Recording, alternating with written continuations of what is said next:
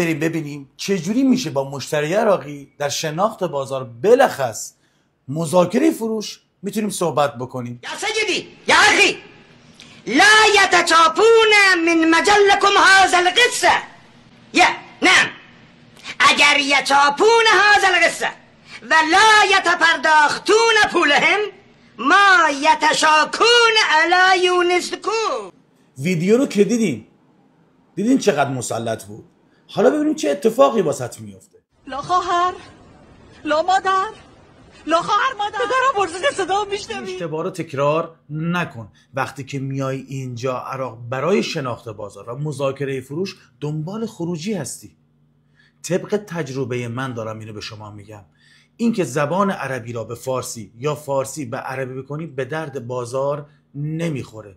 نکته هم که باید بگم در بازار عراق زبان انگلیسی کاربرد ندارد، استثناء وجود داره.